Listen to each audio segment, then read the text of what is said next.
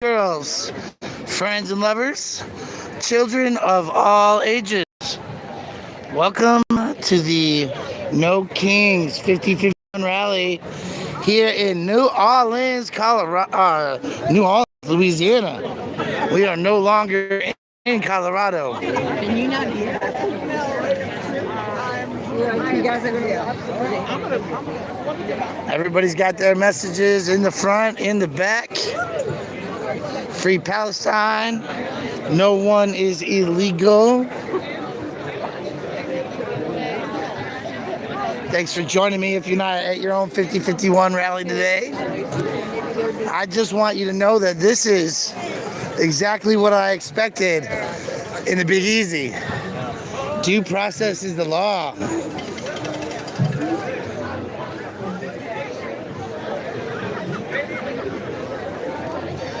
Festive, costumey, loud. That's the New Orleans way.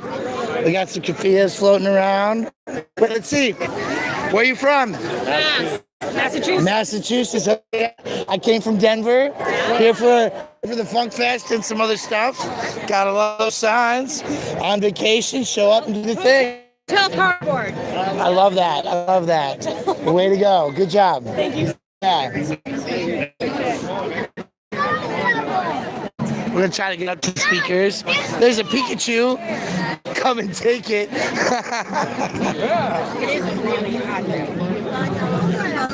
We got crawfishes and Miss Liberty. Thank you. Yes, it is. We get more blow-ups here. Just kind of trying to weave our way through. Thank you. I'm gonna come on your right-hand side. Yeah, you're right. And then there's a crawfish. Trying to get up to the front. Press. Pardon me, please. I'm gonna slide through. Yes. I'm sorry. Thank you for your fight. You got a press on? Sorry? You got a press on? I'm live streaming. And we will win together. Do you have a copy of the Constitution? Okay. Yeah, I mean, I'm live. El pueblo unido jamás será vencido.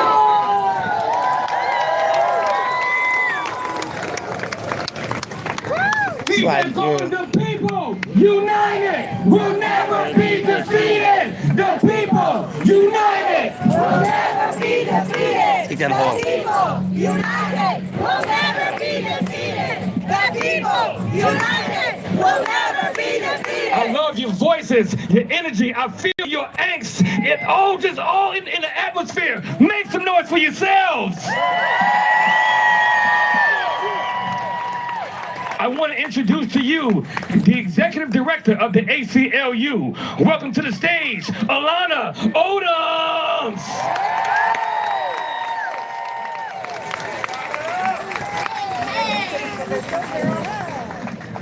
Good afternoon, everyone! Oh my, you look so beautiful out there with all your signs, you sure do. Good afternoon, my name is Alana Odoms. I am the executive director of the ACLU. Thank you! By coming out today to protest, you are exercising one of your most fundamental rights, the First Amendment. And at the ACLU, we believe that dissent is patriotic. Democracy does not fear protest, only dictators do. You are part of something big, and let me tell you what it is. Today, millions of people all across our nation are protesting, and they are gathering in over 2,700 events. Millions of people.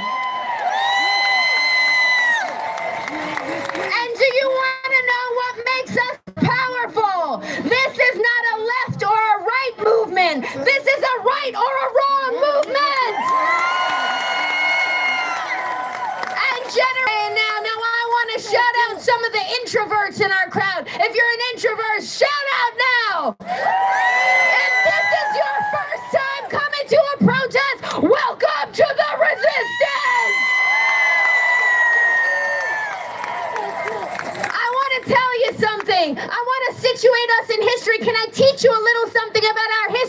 right now? All right, there's a researcher. Her name is Erica Chenoweth, and she talks about revolutions, peaceful revolutions that have happened all over this nation. And all you need is 3.5% of the population to gather together, to protest, to lock arms, to resist. And what that means for us in Louisiana would be 160,000 people. What that means is about 12,000 people in Louisiana, and we are building that number. You are building that number. Resist! I want to tell you that we stand in the tradition of South Africans who toppled apartheid, of Gandhi's movement for freedom in India, and in our own civil rights movement tradition. That is the tradition that you are standing in right now. Be proud of yourselves for that. In 1960, there were students from Fisk University in Nashville who sparked a revolution. They taught themselves the important structure of nonviolence, nonviolent protests. And I want to tell you something about that research that I just said. Nonviolent protests are the most successful protests in the nation and in the world. So don't ever let anybody tell you that nonviolence is weak. It is powerful.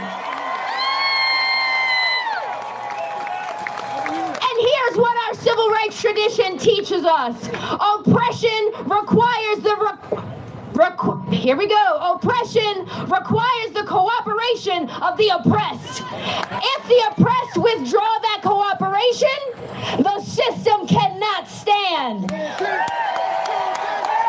Let's withdraw our cooperation. That's right. And I want to give you 6 steps. Let's talk about the 6 steps that we need to follow from our history, from our civil rights tradition. We have to investigate. We have to formulate an objective. And what's our objective going to be about? This administration has violated nearly every constitutional right that we have.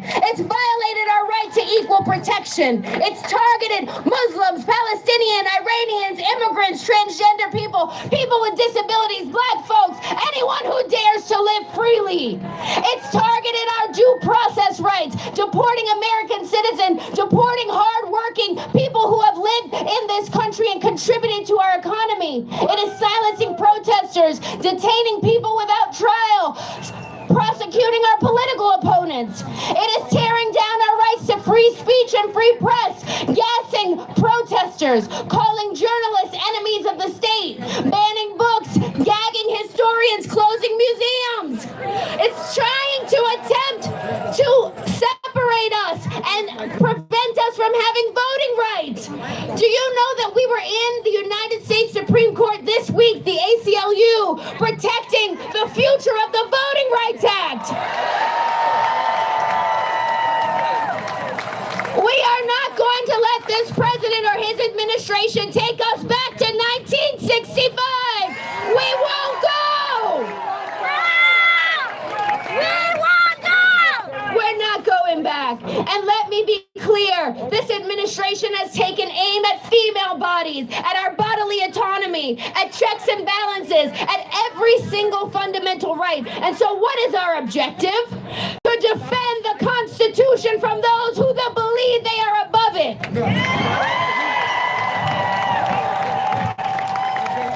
We must illegal detentions, voter suppression, censorship, cruelty, and corruption to protect the rights and the dignity of every person. You know why? Because we have a constitution, not a king.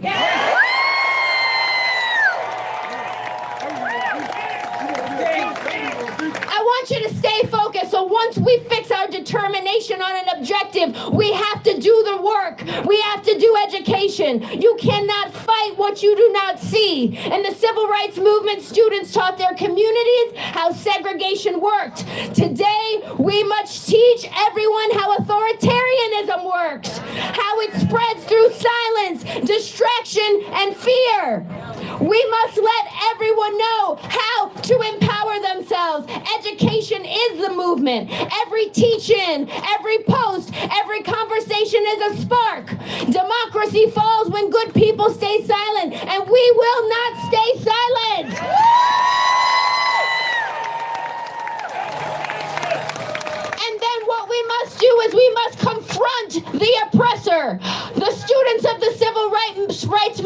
looked injustice in the eye and they said, we are not going to back down. We are going to stand firmly. We are going to tell our mayors, our police chiefs, our legislators, even the ones who think they have swagger like kings, that they will not be able to accomplish their goals. They will not be able to affront our Constitution. We will not stand by while ICE is cruel to our neighbors and while the National Guard threatens to come into our neighborhoods. We will not.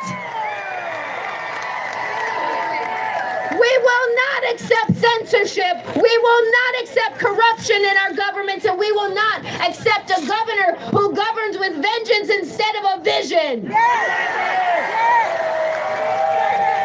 And I want to let you know that we're challenging that governor. We filed a lawsuit against Trump and Governor Landry to close Camp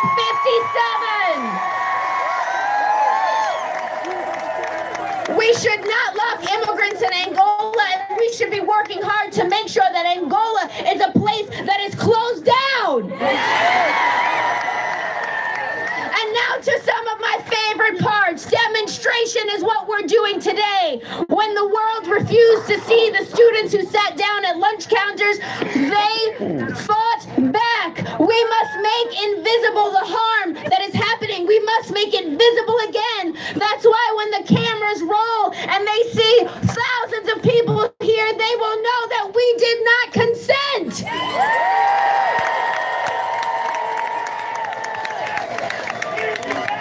We show up not to perform, but to expose the truth. You know why? Because we love America. That's why we protest, not because we have hate. We love this country, and we wanted to live up to her ideals. And now let's talk about resistance, because if we're out here just one day without a plan, the power system will continue. We must resist. We must resist. When you refuse to participate in your own oppression, the system starts to crumble. We can resist by withdrawing our consent and our dollars. We can boycott corporations that bankroll detention and voter suppression. We can divest from banks that finance private prisons. We can strike. We can walk out. We can shut down the machinery of harm. We just have to believe in our own power. Do you believe in your own power? I know you do. I know you do. When injustice becomes law, resistance becomes our duty. And by God, this is our duty. And then after we've resisted, we've got to do one last thing. We've got to prevent rollback. We've got to guard our wins, because I believe we're going to have some wins coming up. People say this is a hard, dark time, that we've reached the nadir. But I can tell you something, looking out into this crowd, multicultural, multiracial, intergenerational, we have some wins coming our way. We do. And when we get those wins, when we protect all of our rights, we have to hold the line. We have to keep the cameras on. We have to keep the pressure on. We have to keep the stories alive. We have to keep naming the harm until justice becomes habit. That's how we keep freedom from fading away. So listen, I know this was a bit of a teach-in, but these 6 steps, they're not history. They are a manual. They are a blueprint for us. They are the Constitution in motion. They are how ordinary people like you and me become guardians of our democracy. When power turns tyrannical, when presidents act like kings, when governors forget that they serve and not rule, we remember the method. We name the harm. We teach the truth. We confront. We expose. We resist. We protect. And through it all, we say one thing, and say it with me. We won't bow down.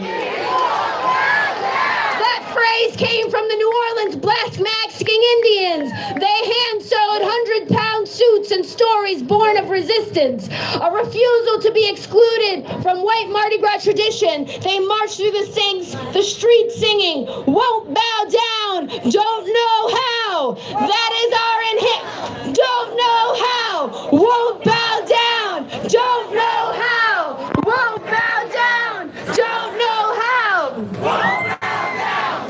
Don't know how. That is our inheritance. That is our inheritance. That is our DNA. We are the home of Louis Armstrong's horn, Mahalia Jackson's voice, Big Frida's bounce, Trombone Shorty's breath.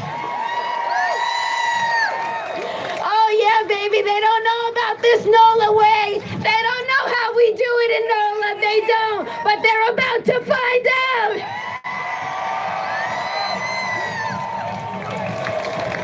We are the crescent city where the Mississippi bends, but the people don't break. Where our culture is our constitution. Where we the people is not just ink on paper. It's the beat of the drum. It's the clap of our hands. It's the rhythm in our march. Our ancestors revolted, resisted, and rebuilt. Their spirits hum in our blood and in this river. It carried us through storms, through injustice, through centuries of struggle. So kings will fall, empires crumble, tyranny fails, but the people will always rise.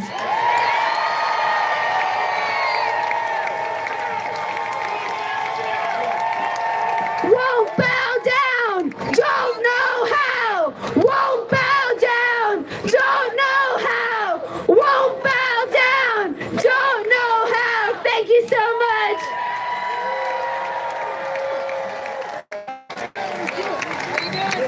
That's Alana Odom from the ACLU one more time. Won't bow down, don't know how. Won't bow down, don't know how. Won't bow down, don't know how. Won't bow down, don't know how. Won't bow down, don't know how. Two. I've heard that people in the back who can't hear, I encourage you to follow NOLA_indivisible on Instagram. They're live. If you can't hear it here, you can hear it digitally. I want to introduce to the stage from the National Immigration Project. Y'all make some noise for Bridget Prancatelli.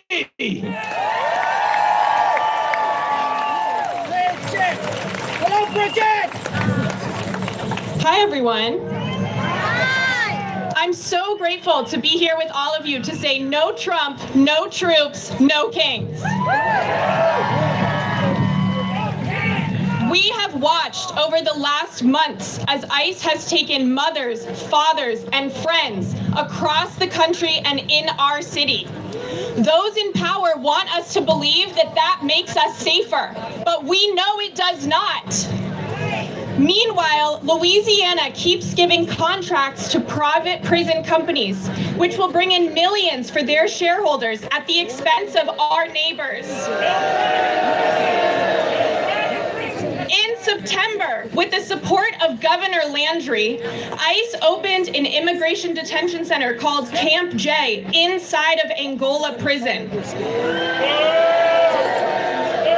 Many of you know the long, painful, and racist history of Angola prison, which has been a site of extreme violence against Black and brown Louisianans for centuries. First as a plantation, then as a maximum security prison, which still uses forced labor to this day, and now as the site of an immigration detention center inside of that maximum security prison. Angola has been sued, has lost those lawsuits, and has been forced to partially shut down multiple times because of inhumane conditions, abuses, and preventable deaths of our neighbors. Today, the conditions at Angola are still completely inhumane. 19 brave men inside of the Camp J Immigration Detention Center in Angola went on a hunger strike in the hopes that they would receive the most basic necessities like toilet paper and medically necessary prescriptions. Here are the words of one of those hunger strikers currently trapped inside of Camp J in Angola. For me, there is a cruel irony in this situation. I won protection from El Salvador because I proved that I would be tortured, likely disappeared into a brutal prison. But now I'm facing brutal conditions right here in the United States. They gave 20 of us one roll of toilet paper. We have no medical care. My family served this country. My father-in-law is a colonel in the army. My family fought for the US in World War II. The treatment I'm enduring is a betrayal of everything they fought for. ICE, the Trump administration, and Governor Landry want us to believe that holding these men without toilet paper and without meds makes us safer. That ain't right. They want us to believe that kidnapping a 64-year-old woman in Lakeview who was outside gardening makes us safer. They want us to believe that being scared of each other makes us safer. But we know that's not true. We know that we are stronger together. Angola must be shut down. The plantation, the prison, the immigration detention center, it must be shut down. So I'm gonna ask you all right now, take out your phones and type in tinyurl/NoCampJ. Save that petition, send it to 10 of your friends and sign it. We need to get 10,000 signatures today to send a clear message that Angola must be shut down. We will defend our neighbors. We need all of us, every single one of us, to resist this takeover of our country, our state, and our city. No Trump, no troops, no kings.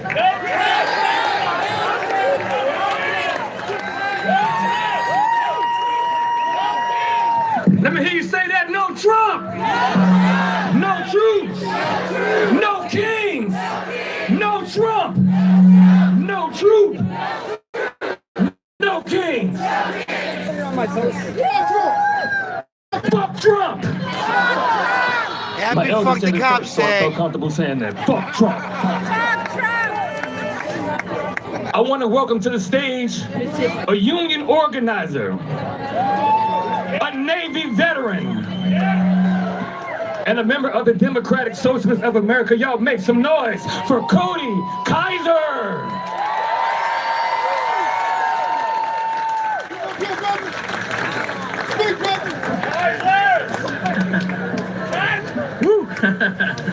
Good afternoon, everybody. My name's Cody Kaiser. As previously stated, I'm a Navy veteran. I'm a member of the Democratic Socialists of America, and I truly believe that organizing against capitalism is the root cause of everything that we're dealing with today. So let me begin. In 2009, I left my hometown in the panhandle of Florida to join the U.S. Navy. I was a rudderless young adult, and the 2008 economic crash had hit its stride. Though I was skeptical of U.S. military involvement in the 2000s, I was naively certain that America's worst days were behind her. However, I would go on to serve in the submarine nuclear power program until 2015. Since then, I've had a lot of time to reflect on the state of U.S. military affairs. To this day, U.S. drone strikes continue in the Middle East. The Guantanamo Bay detention facility remains open, having received prisoners as recently as this month. The 2001 authorization for use of military force remains active now, 24 years later. The U.S. has funded and supplied the killing of countless men, women, and children in Palestine. 67,000! This has all happened across multiple administrations, across party lines, and amidst massive public disapproval. 67. I reflect often on the tired notion that this is all in service of defending democracy. Instead, I think back to Dwight Eisenhower's 1961 farewell address, which warned of the influence of capitalist interests on public policy. When you take the notion that U.S. military interests are entwined with the owners of American industry who profit from war and influence the U.S. government, one motive of endless warfare becomes obvious. Likewise, we can reflect on how U.S. international involvement has in fact been used to protect the interests of capital owners throughout history. When anti-colonial and socialist movements around the world sought fair trade and freedom from oppression, the U.S. stepped in at nearly every instance to violently destabilize them and prevent democracy. It should be no surprise then that the U.S. now experiences its own crisis of democracy. Chicago flag. Wealth inequality has run rampant in the U.S. and its effects have been felt by the entirety of the working class. With nowhere else to turn, many Americans are seeking alternatives to the destructive capitalist order. The capitalist powers, once again protecting their interests, are enforcing their power on the homeland, the only way they know how, through militarized force, destabilization, and repression. We won't allow it. I've heard fascism described as colonial repression turned inward, or the imperial boomerang. It is not sufficient to reject the empire only when it arrives at our doorstep. These violent tools only persist because we've allowed them to grow and flourish. For these reasons, we have to reject these methods overseas just as we reject them on ourselves.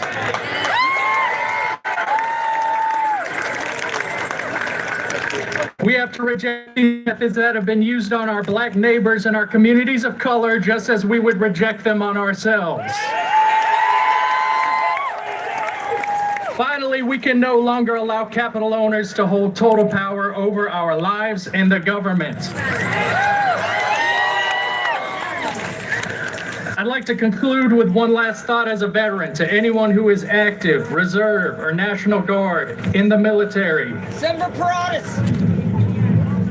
The things you hear and read may lead you to believe that continued participation in the U.S. military is objectionable to your moral and religious beliefs. Not just based on our current exceptional circumstances, but based on your learning about the nature of war and occupation as a tool of greed, as a tool of conquering humanity. Your objection may qualify you to file for conscientious objector status, and there's an organization called About Face Veterans Against the War.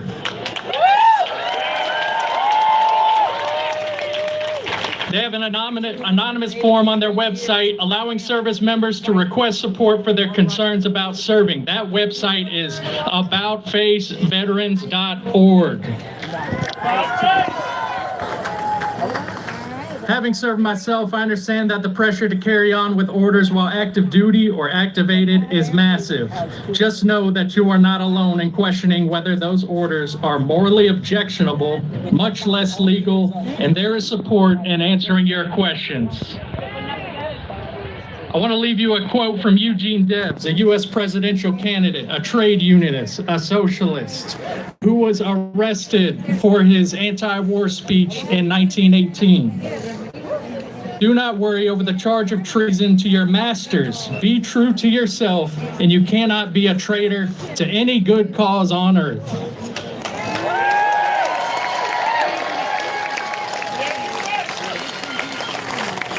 Thank you to everyone who worked so hard to put on this rally. This energy and level of organization brings me hope that democracy can prevail.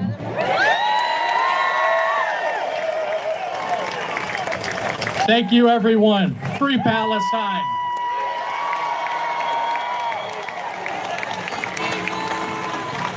Let me hear you say Free Palestine. So I'm going to bring Bridget Prancatelli back up here to repeat and reiterate the URL for the petition that she asked you to sign earlier. Come on, Bridget. Somebody copy this and type it in the chat. Hey, y'all. I'm back. All right, take out your phones. We're going to repeat the tiny URL. It's tinyurl.com/NoCampJ. NoCampJ. tinyurl.com/NoCampJ. We will defend our neighbors. Thank you so much.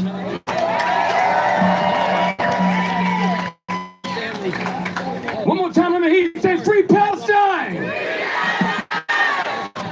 want to introduce to the stage from the Palestinian Youth Movement, King Murad. Make some noise.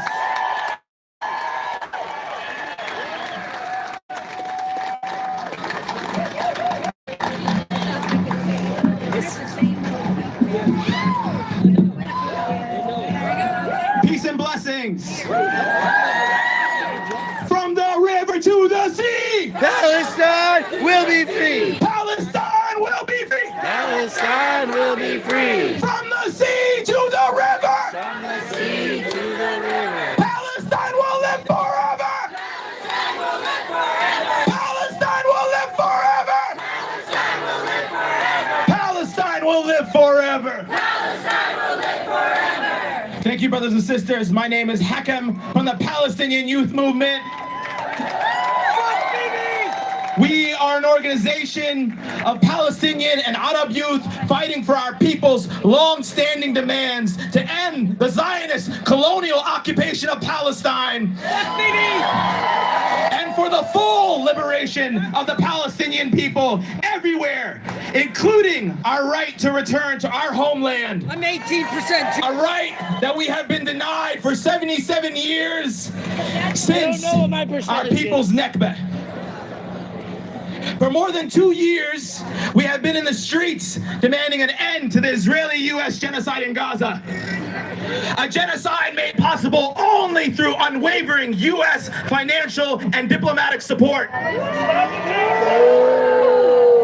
In that time, an estimated 680,000 people 680,000 Palestinians have been killed in what Israel frames as self-defense. But in reality, what we've witnessed is the continuation of a 77-year settler colonial project, the ethnic cleansing of Palestine, or what we call Zionism. Our Nakba, this ethnic cleansing of Palestine, hasn't ended. Despite last week's so-called ceasefire, Israel continues to slaughter Palestinians with American weapons every single day. Ceasefire is step one, but justice demands nothing less than the complete liberation of Palestine from the river to the sea. Palestine is a global litmus test. What we allow there, we invite everywhere. Look no further than the surveillance tech used by NOPD and JPSO, made by Israeli tech firms like Carbine and Celebrite. They're on the poles in our very park right now. Many of you are here to oppose the Trump administration, and rightfully so, and so do we. Let's kill some Jews! But make no mistake, this isn't just about Republicans. Both parties funded, armed, and defended genocide with our tax dollars. Democratic leaders supplied the bombs that leveled Gaza, and it was the Biden administration, the so-called most aggressive administration in U.S. history, who provided $18 billion to Israel, the most ever given in U.S. history. I think we could have used that $18 billion. What do you say?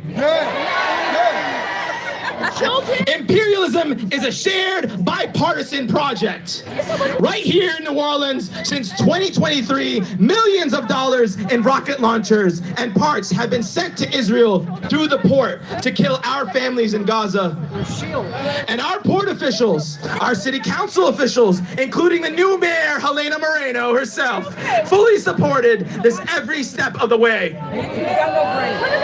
Despite warnings from our group and solidarity groups like No Ship. If our leaders had the courage to enforce an arms embargo, or if we had mobilized a mass resistance to demand it, countless lives could have been saved. What they're saying. But too many stayed silent. Too many looked away. That must end now.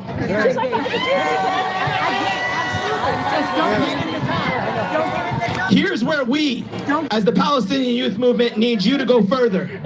None of us should be blindly pledging our allegiance to these racist, bloodthirsty political parties.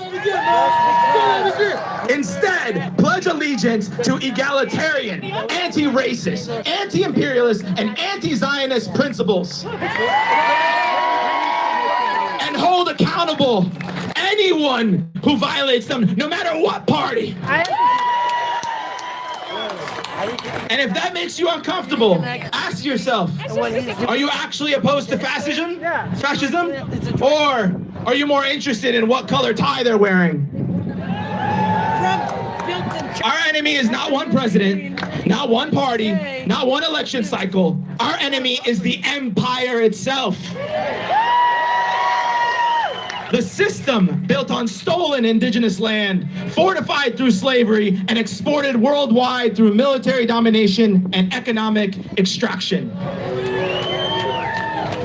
But Palestine is not isolated. It is connected to Sudan, to Congo, to Haiti, to Venezuela, to every nation where U.S. imperialism crushes liberation movements and props up puppet regimes. Until we build a unified international front against Zionism and imperialism, we remain complicit. Until we dismantle the systems that enable genocide, not just change who administers it, nothing will fundamentally change. Do the same thing in every state. They leave it. Real resistance. Real resistance means not just voting, but organizing. Not just protesting, but shutting down the flow of weapons. Whether at our ports, our weapons manufacturers, or in the halls of power. No kings, no Nazis, no. Understanding that reforming imperialism is not enough. We don't want a kinder, gentler empire. We want no empire at all. Liberation is not a metaphor. It is material. It requires us to confront our own complicity, to sacrifice comfort, to risk something real. So I'm asking you today, what are you willing to risk? What are you willing to give up? Because if the answer is nothing, then you are not a part of a liberation movement. And we are a part of a liberation movement. The Palestinian resistance has taught us that no matter how overwhelming the colonial violence, no matter how advanced the weapons, the will of a people cannot be extinguished. I like a frog. And that's what I see here today. Is your will going to be extinguished? This is the spirit we must carry, not just for Palestine, but for every colonized, oppressed, and exploited people worldwide. Oh, that's scary. Before closing, I'm going to leave you with 3 important acts. I just want you guys to get a sense of how deep this crowd is. Because, you know, tens of thousands across the country equals hundreds of thousands if there's tens of thousands per state, right? And we got some great artists in New Orleans. Look at this beautiful art. Nice. Raging Cajun. The only monarch we need. I love it. Thank you.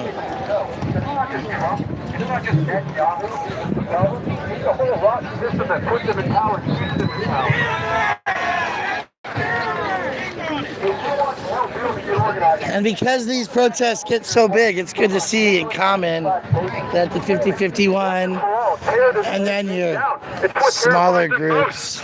Most of the world is workers. It's the only basis that can unite all peoples everywhere.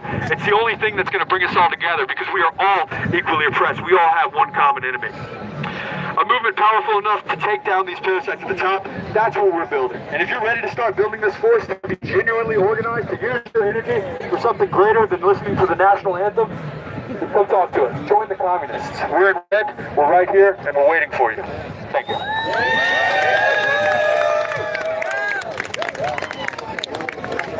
Can I see your Aunt Tifa? Oh, nice. I love it. My favorite anti-fascist was a World War II veteran.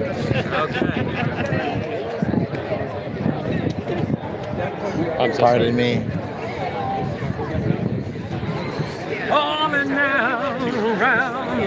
crowd. Are you ready for some protesting? One of them. Woo! One of them. Sun is here and the time is right. We're talking about no kings. That's it. Nice. Good job.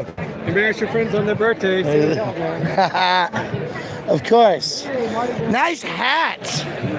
Yes, release the Epstein files. I love it.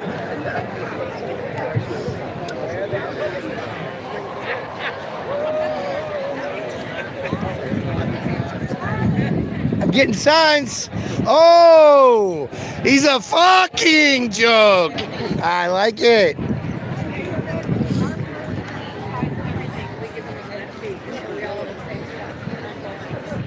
Foxtrot Delta Taco. I like it. Something with Choni. It's the openly have a sense of moral superiority, but they don't actually. So, folks, for those of you who are not familiar, New Orleans is a party town.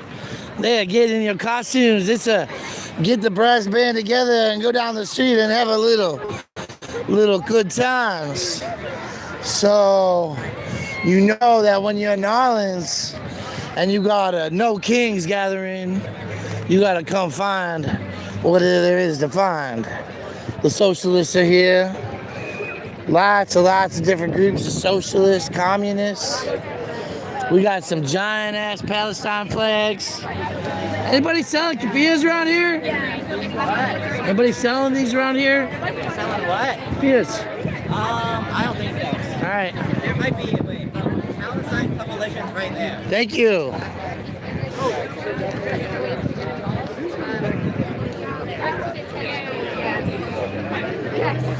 Anybody got kefiyas for sale?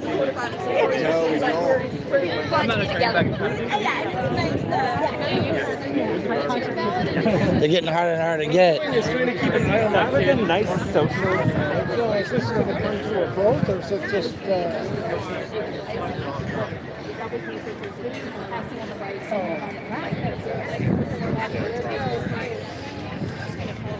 Donnie, you're fired. Right? They got bathrooms. They got all these tents, the safety, first aid, water. They got crews. Hey, you made it. Yeah, you in the Utah Jazz shirt. Oh, yeah. Oh, hey! We were on the train together or something. Oh, man, it's New Orleans, Jazz, Yeah, man. yeah. Oh, it's New Orleans. I see. That's right. Now Utah. Right. So what'd you think? Yeah, no, it was good. I got up front, got some recording. It's a good crowd. I'm going back to the Funk Fest, you know. Okay, sweet. And we're gonna go get some vegan food at a vegan restaurant. Yeah. Somewhere. There you go. Yeah. Walking distance. No, it's great. Enjoy your day. Yeah, same with Thank you. you. See ya. Yeah. So yeah, folks. We came, we protested, now it's time to go dancing. Because that is New Orleans, right? New NEAU, no kings. Love it.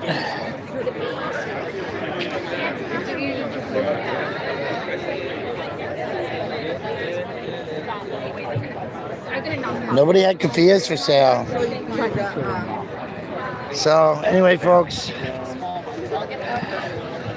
we're about halfway through the event. I'm not trying to stay here all day. I'm going dancing. I met some cool humans last night. I want to go hang out with them again.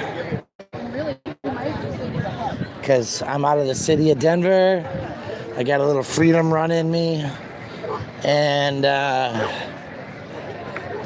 since I got that freedom opportunity, what I want you to see just how big this crowd is, right? It's a pretty good sized crowd. There's got to be 10,000 here, maybe at least 5.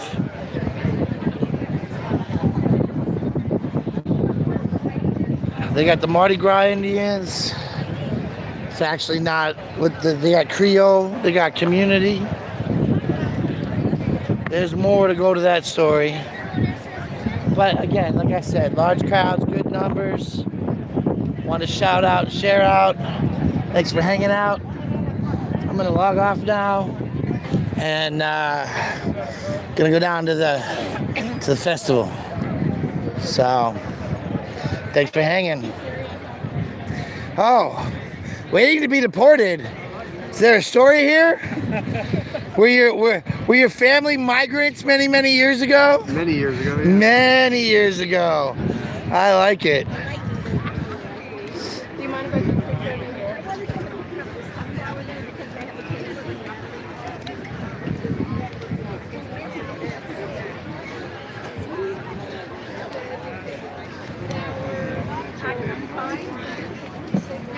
All right, I'm gonna let y'all go. Thanks for hanging out.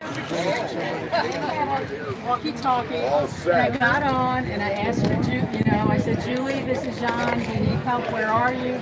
Nobody answered, and then there was some incident behind the stage.